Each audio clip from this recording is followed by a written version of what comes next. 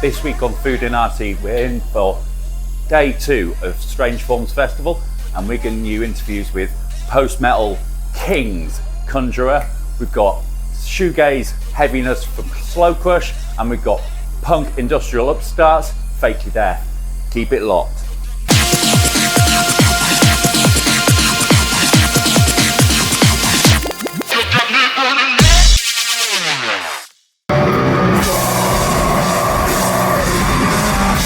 And welcome back to Foodinati UK, and I'm here with one of my favourite bands, well, with Brady from one of my favourite bands. It's Conjurer in the house.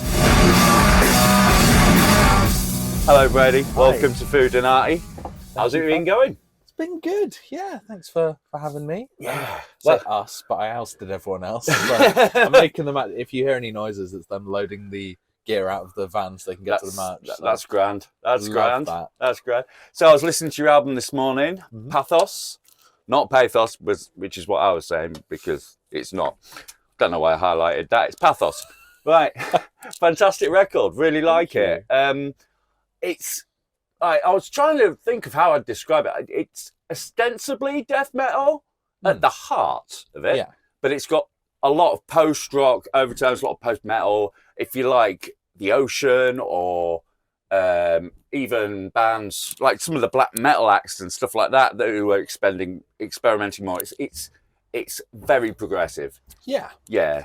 How did you did you just like start out like that, or did you progress into that? So like Dan and I, so the other vocalist guitarist Dan, when we started, we were like metalcore kids that grew up on like Trivium and that kind of like new school of British metalcore and American metalcore. And we're getting into stuff like Gojira and Black Dahlia Murder and like the kind of like starter death metal bands. Yeah. And at the time, I was just like, I'm sick of playing in metalcore bands. I'm sick of this scene. I want to do something that's a bit more like Gojira. And Dan was in the same position, and we got together and started writing and kind of discovered doom, stoner, sludge, post-rock, post-metal. Excellent. All of that stuff at the same time. So we were writing, and every new week it'd be like, oh, have you heard of Primitive Man? Have you heard of Yob? Have you heard of Pallbearer? Have you heard of Oathbreaker? Like all of these like exciting bands. Yeah, once you break the seal, there's tons of them. Exactly. And what I think is really cool about what we do and what gets me excited about it is I'm still looking at it through the lens of a metalcore kid. Yeah. So like there's still, I think, that level of accessibility that is like, how do I take these really out there extreme ideas and make it something that is like more easily digestible to my like idiot brain? It's an attitude that you see a lot with the newer wave of black metal inspired acts. I wouldn't even call them black metal acts, but like Death Heaven or something like that, where they are just throwing out their sonic palette. I have yet to hear it come from the death metal side, which is what marks you out from the rest, I think. It's because the vocals are very death metal-y. They're fab, especially on that record. We really went hard on it. Oh well, that's good. That's great in my books.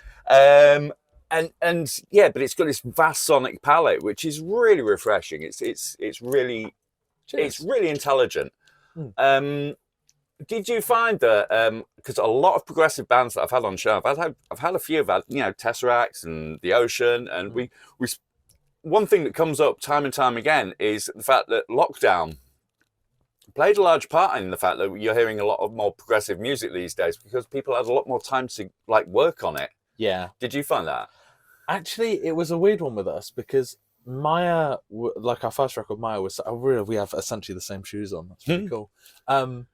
Maya was like such a success that we didn't expect at all. So we were like, didn't really know what we were doing. And like, it came out in 2018. 2021, we were still touring it and still getting offers and still like, the pandemic kind of happened in the first lockdown while we were on tour in Europe. So like, we were struggling to find the time to like sit down and stop touring and like struggling to justify doing that. So for us, the pandemic kind of forced us into focusing on the record. And I think the way that we write is not really this sounds insane out of context, but not really influenced by anything, in that our only focus is on how do we make this particular song we are working on right now the best version of whatever it is. Yeah. So it's But that's like a great way to work. Yeah. Just take the genres out of it. What does the song need? Exactly. Yeah. Yeah. And it's everything is about in service of this song, which is why I think the music ends up being quite diverse. If someone has an idea, we don't go, oh, is it death metal enough? No. Is it black metal enough? We go, is it good enough? Yeah, that's and right. does it feel right? And like, as long as it hits those two marks, then I think that's what separates a good band from a great band. Is when you know what you do, and you know the core of what you do, and then you know what you have to do to make the best version of that. Yeah. And if you work in those broad strokes, I mean, you won't be going out of your way to be experimental, but it'll just happen by itself. Yeah. And like, we all have like really diverse tastes in music in general, but also within metal. Connor's like into a lot more of the more modern, like progressive, cleaner stuff, like Fit for an Autopsy and Periphery and stuff. Dan's really out there left wing with the left of field, I guess, with like all the Roadburn bands and Sumac and all of that. I'm kind of somewhere in the middle. I really love Imperial Triumphant at the moment. Oh like, man, that band. But like, yeah. I want to make Imperial Triumphant, but that doesn't give you a headache. Yeah. Like, I love everything they do, but after half an hour of a record, I'm like, this is so intense. Like, I want to capture that energy and that experimentalism and like the fire that kind of music creates, and then distill it into something that works for me. Yes. You know, and that's you like, have to write for yourself. Yeah. What you'd like to hear.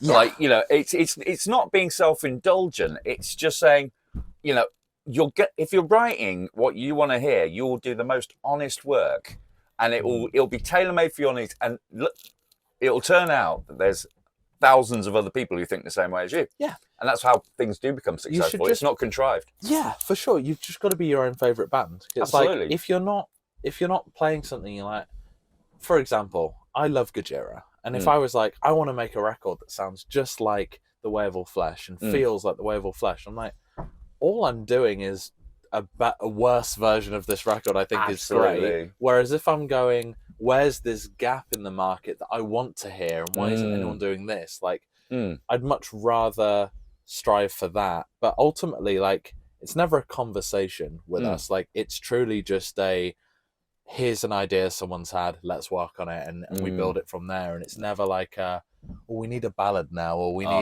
need a fast one. There have been a few conversations of like, we've got 7 9-minute songs that are all pretty slow, so we should probably pick up the pace a little bit. But like, it is never going to be like, we'll just put that one in to fill a gap. Absolutely. And I mean, that's so true of my way of thinking with things. It's like my music and, you know, anything creative. It's just the best advice I ever had, and the bit of advice I always pass on to anybody asking for advice is just do you. Yeah. Because you're the only one of you. Like, that's your USP. That's your unique selling point, is you are the only you there is. Yeah. You know, so do that. And like, I feel like another thing that's something that I've really struggled with is like, if you want to create something, the first step to doing it is actually doing it. Yeah. Like, don't be afraid to put something out and do something, even if it's shit. Like, it doesn't matter, because once you do the shit thing and you finish it, you can move on and make a slightly less shit thing. It's not bad to fail. Yeah. But it's bad not to try. Yeah. The amount of terrible gigs we played, mainly in our first few years, but like, we still went out and did 3 gigs a week for like 3 years. Like, it's the only way you get anywhere. And like, even now, like, we got together for rehearsal a few weeks ago. We kind of sucked because we hadn't rehearsed for a while. It's like, you have to keep working at it and keep doing it. Absolutely. Like, you're as good as your last game, as they say. 100%. Yeah, absolutely. I've always lived by that creed. Never get like complacent at all. Yeah, you've had a brilliant gig. Do it again. Yeah. You know. Yeah. And stay match fit.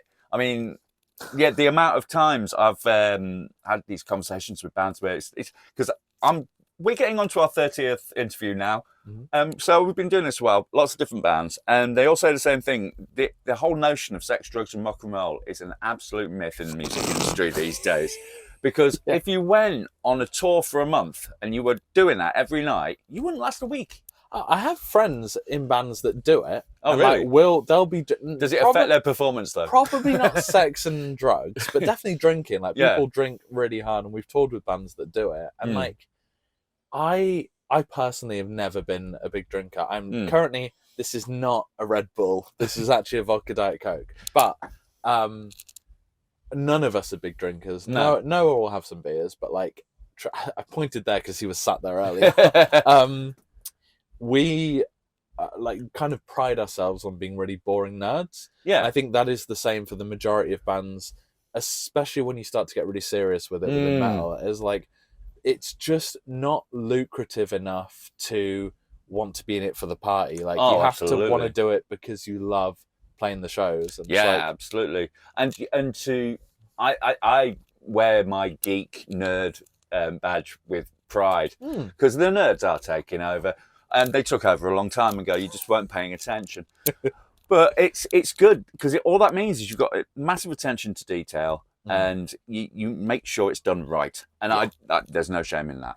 So 100%. And it's one of those. It's like, if I'm going to put all of my time, money, effort, like prospects in life, because trying to hold down a job and also go, I need 8 weeks off to go on tour right now is like the best. But if I'm going to do all of that, I'm not just going to do it to dick around. I'm going to do it because it's something that I love and that I'm passionate about. And I think all of us just want to see how far we can go with this and see what we can do. And just like, when I'm like in my 50s, I want to look back and go, yeah, I gave it a go. We crashed and burned, but like, yeah, I went and played Download Festival. I went and did this. Like, I gave it a go. And the amount of people that I come, especially in my hometown, I come across that are like, yeah, I nearly did this when I was 20. And I'm like, great. Like, what a great story. You're still in this town. Like, what are you doing, man? I often say is my attitude to life is money will come and go. Right? You can always make some more money if you wish. Yeah. Time, you can't. Right? So don't waste time. Time is the most precious commodity you have because you've only got a finite amount of it. So don't be wasting it away. So do it. Yeah. If you've got a plan, do it. If you fail, try again. Yeah. The amount of bands I've been in that were group chats and were discussions and were meetups, but were never a rehearsal and were never a gig. It's like, just crack on. Get in a room and just do something. Right, talk about just doing things. We are a food programme. Yeah. We are a food programme. I brought you some Scotch bonnet fudge. Holy crap. Now, we've had this on the show before. I think you'll remember Ben Marsden from Grand Theft Audio did this. But I think it's nice. Do you like spicy things? I do. Yeah. Oh, good. Right, because there's a prize in it for you. You get a bottle of our Foodinati hot sauce. Woo! So, do you want to try a bit of that? Yeah. I'll go with you. So, in terms of food, I'm going to be... This is quite interesting. So, I do keto. Right. And have been doing for a while. So, I'm just going to try a little bit. Oh, you're doing keto, of course. Yeah. But I'm going to try a little bit of this because... It's delicious. I want to get out of it. See if it's... So, it just smells like regular fudge, and that concerns me. Is it... Scotch bonnet it's not one of the hotter chilies. It's what you find in a lot of Caribbean food. Bizarre. Yeah. I'm not normally a kind of works, and sweet kind of person, but you see, that reminds me of that's ginger. Really good. It reminds me of ginger biscuits a bit. Yeah. Yeah, it's that kind of heat where it's got some afterkick as well. There it is. There it is. But there you go. Thank you. This is our consumer report now. That's Conjurer recommended Scotch bonnet fudge from Chili Mafia. So get hold of that and look. I'm going to hold that still so my editor doesn't have a go at me about moving it. There we go. Right. That's really bizarre. Well, you keep breaks my brain, and the band can enjoy that. Oh, thank you. You keep that. I'm going to trick our bassist. Can't handle any level of spice. But do you want some fudge, Connor? Yeah. Fuck him up. I'll film it. That's right. Don't do it before you go on stage. Right. All that remains for me now is say thank you very much, Brady. This has been ace. Check out Conjurer. I don't need to tell you that. You probably already are. And have you got anything coming up soon? Like any releases or anything we should be looking at? We're going on tour in the US next week. So end of April through start of May. And then we're back in the UK on tour with Carcass May through June. and then depending on when this comes out, we'll have some shows with Gojira. May need to cut that out. Well, this will be out in June. So. Perfect. Yeah. We will be playing at least 3, maybe 4 shows with Gojira, which is like a proper bucket list thing for me. Absolutely. And then, we're just working on the new record. We're actually listening to demos this morning. Brilliant. And we're going to be, trying to do, got a new Kirsty's Metal Hands song written, which we're going to try and record. Arctangent Festival. We'll be there. We're really trying. Good. Is the truth, because it took us so long to put out a follow-up record to Maya, so like we're really trying to not be in that situation again. It sounds like you're being prolific as ever. Yeah. Brilliant. So thank you very much for being on the show, Brady. Thank you for having me. I'll see you at Arctangent probably. Let's do it. Take care.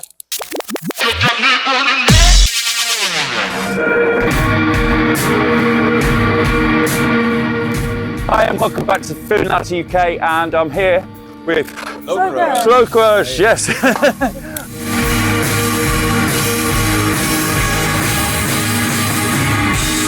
How are you doing, guys?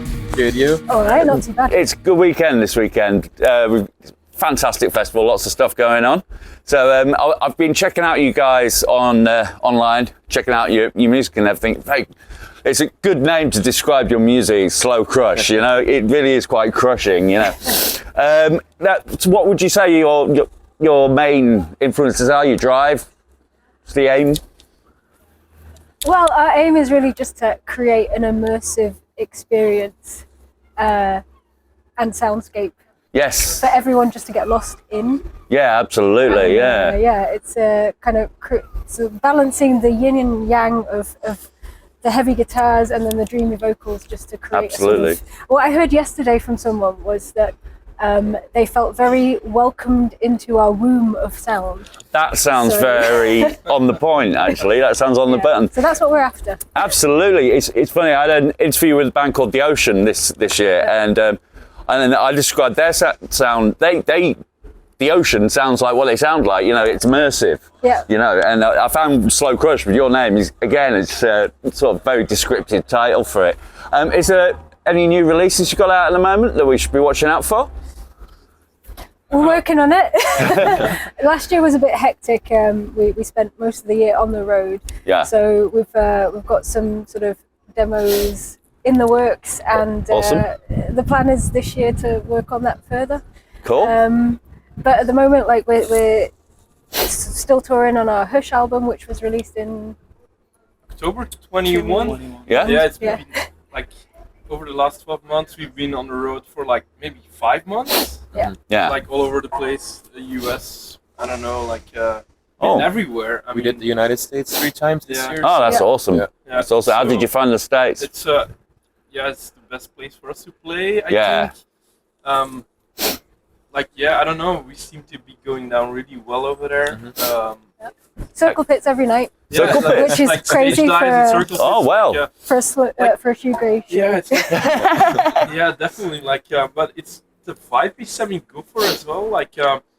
You know, when we play live, we're really into it and we completely let go, and we really love it when the crowd does it as well. Because, absolutely. You can enjoy our music and stand still and just dream away, but it's also has got a certain emergency, intensity to it as well. And that's what we feel on stage and during live performance, and seeing people getting it and getting really into it. It's awesome. Yeah, it's just amazing because it's not the typical pogo, whatever, moshing or stage dive music, but it's still, you know, the intensity is there, you know? I think audiences in general at the moment are more open to more progressive sounds and stuff like that. I was watching Tesseract were posting up a video from Last in America, and they actually had circle pits to their music, and that's some tricky time signatures to be doing a circle pit to, you know?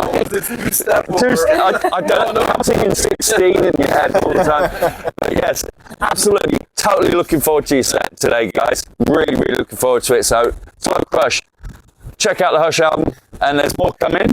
And hope to see you on the road around soon. Is there more gigs and dates to come? Yeah. There are some in the works. They may be I guess announced. we can say like next week we're gonna announce that we're gonna support Death Heaven during their UK run. Wow, that's a big one. Yeah.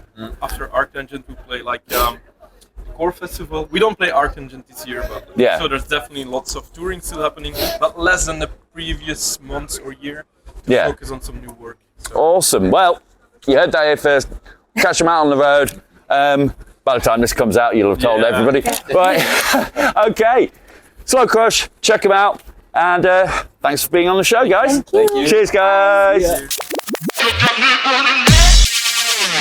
And if you like what you see there, don't forget to subscribe, hit the bell, hit the notifications. You know what to do. It keeps us doing what we do.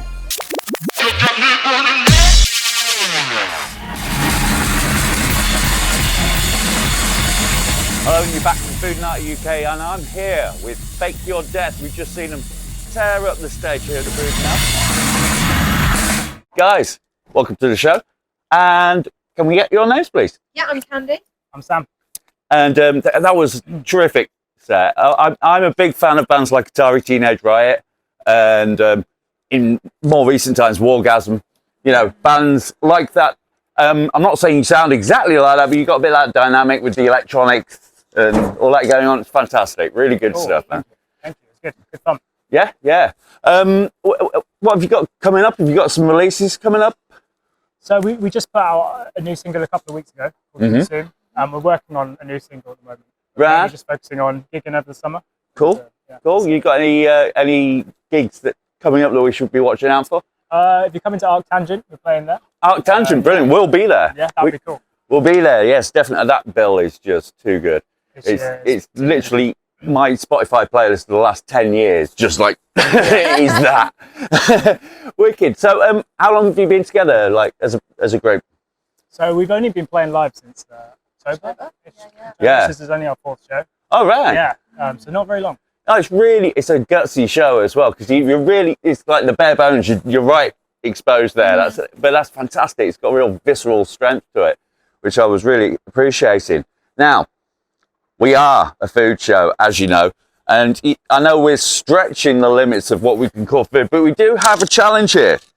And I'm told you like spicy stuff. So I do. Now I am worried. We're doing consumer reports here on Foodinati UK. Consumer reports. We care because you do.